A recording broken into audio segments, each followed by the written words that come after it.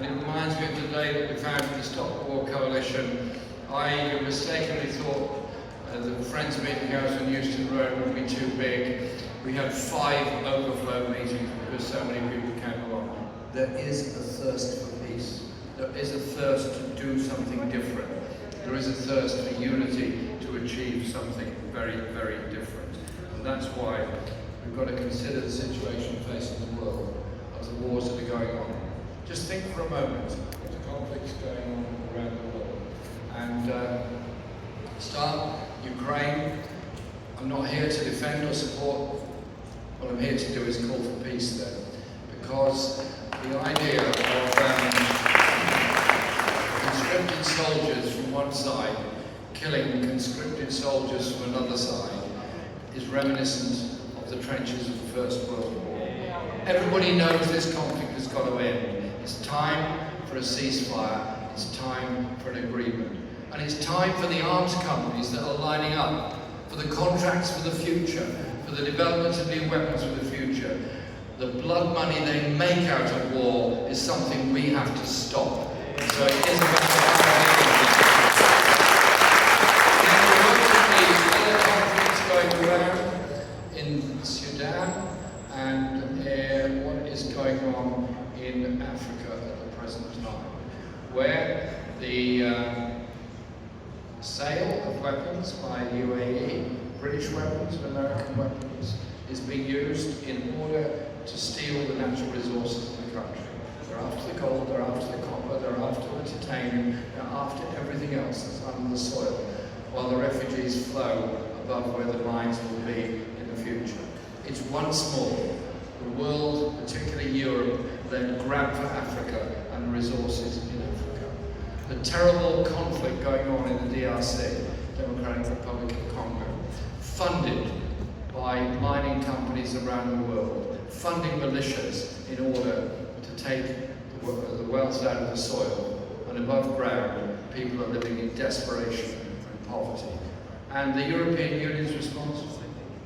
Set up its own military force and join in the establishment of further military forces in Africa.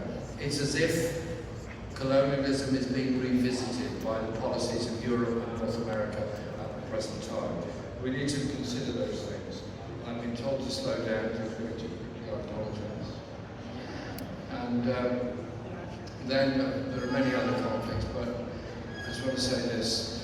I never thought in my lifetime I would be able to witness on television, live streaming, live time, genocide against the people of Palestine and Gaza, and increasingly in the West Bank.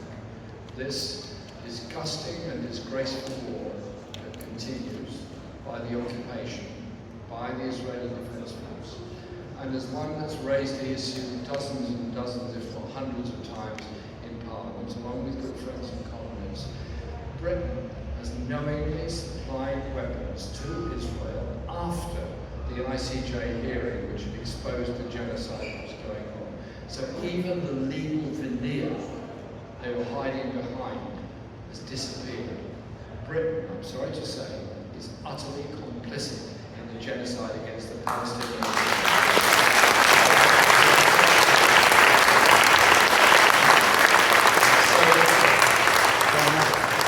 I've written to our potential next Prime Minister, Andy Burnham, to say you could start, if you do become Prime Minister, you could start by saying you would support an inquiry into Britain's policies in Gaza, in the West Bank, in Lebanon,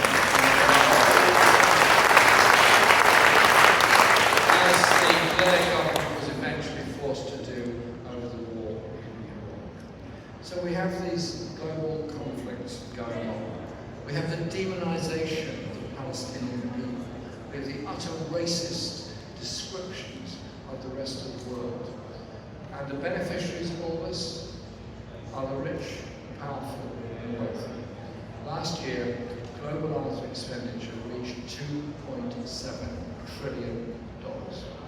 Think of that figure, $2.7 trillion. A third of that was spent by the United States. That money is money not spent on health, not spent on housing, not not spent on environmental reparation and improvement, not spent on dealing with the problems of global inequality. The whole thing is driven by a far-right agenda of ethno-nationalism and racism in Europe, in the United States, and all around.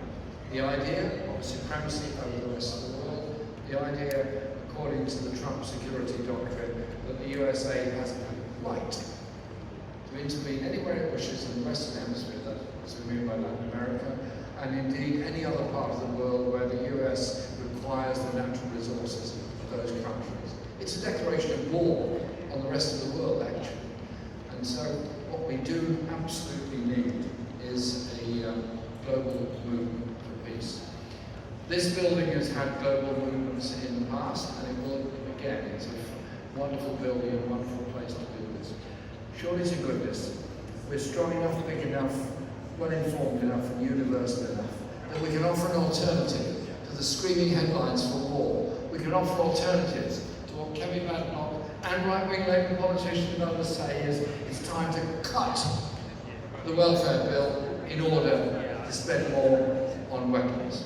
How many more children do they want living in poverty in Britain? How many more food banks do they want? How many more people's lives they want stunted by mental health crisis and all the stresses of life?